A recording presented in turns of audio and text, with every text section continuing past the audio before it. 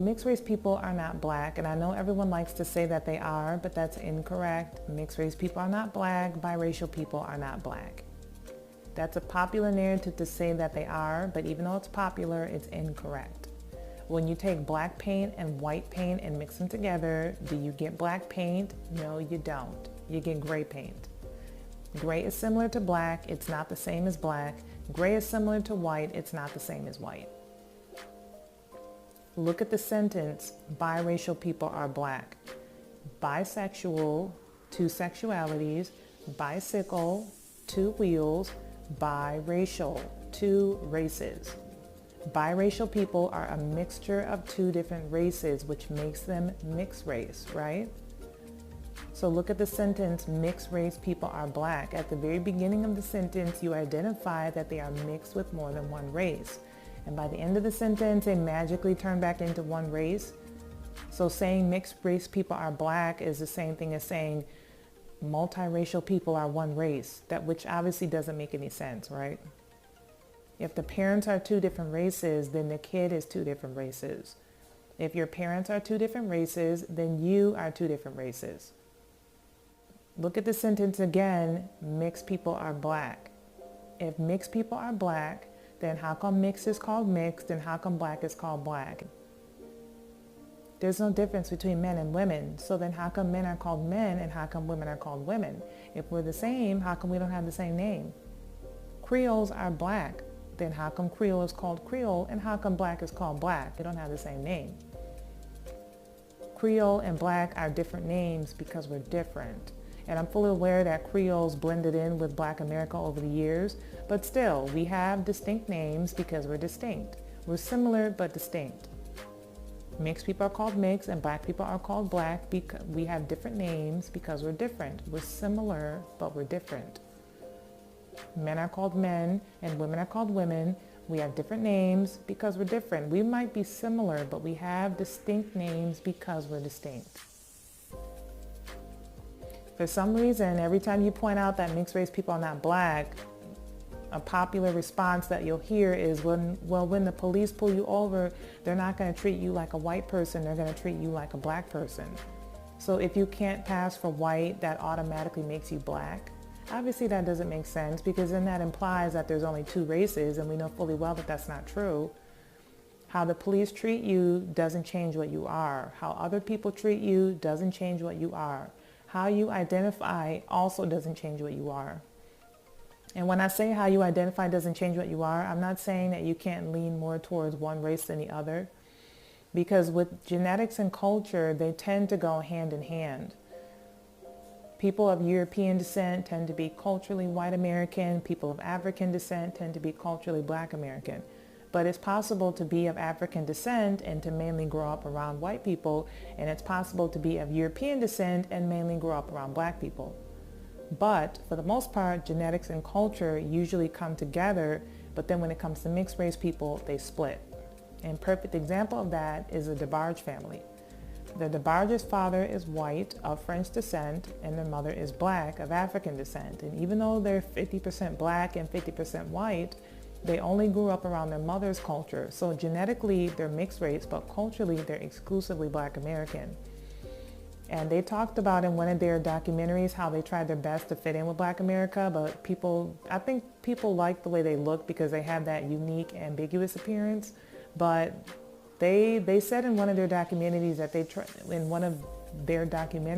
tried so hard to fit in with the rest of black America, but no one really accepted them because they were only half black. I'm sure that was confusing for them because even though they're genetically black and white, culturally they're only familiar with one culture.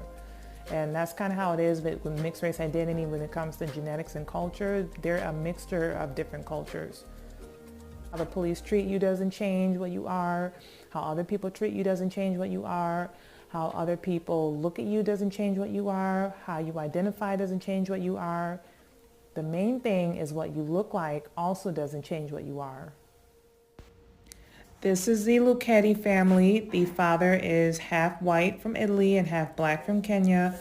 The mother is black from the UK. The children look half black and half white, just like their father, but they're not half black and half white. They're 75% black, because what you look like doesn't change what you are. I think when it comes to like all this confusion on mixed race identity, I find it to be pretty simple, but there still seems to be a lot of confusion, and I think the swirlers are part of the problem. Because I'm noticing a trend on TikTok where the swirlers are like writing in the comment section, well, I'm black, so my kid is black, period.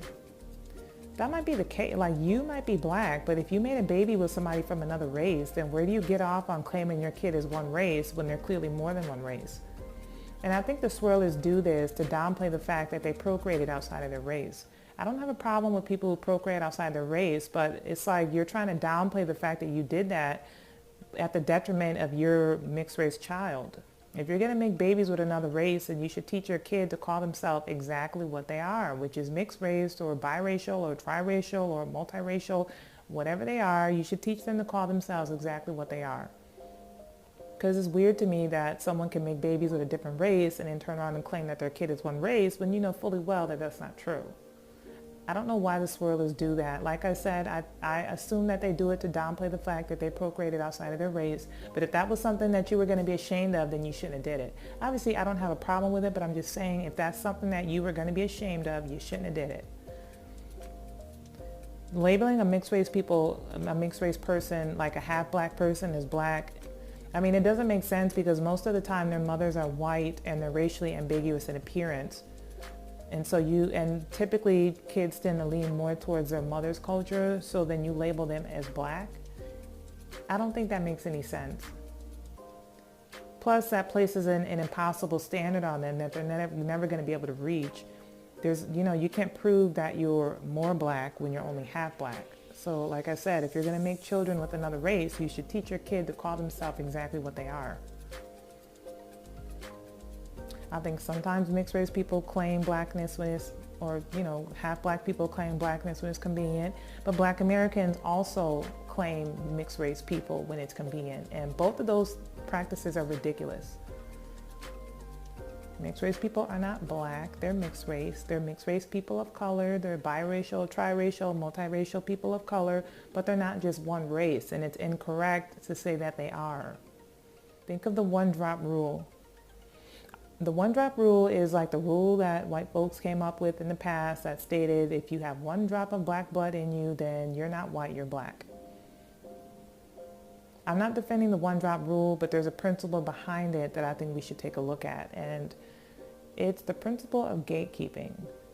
This is our identity, and if you want to claim our identity, there's certain stipulations that you have to meet. And so I wonder why we don't practice the same gatekeeping when it comes to blackness. Mixed race people obviously are outnumbered by monoracial people, so basically you have to get in where you fit in, and I get that. I'm just saying that gatekeeping your identity isn't necessarily a bad thing, because we tend to hand out the title of blackness like we're passing out candy from the Dollar Tree, but if we really value our identity, we should be a little bit more exclusive with it. So that's all I'm trying to say.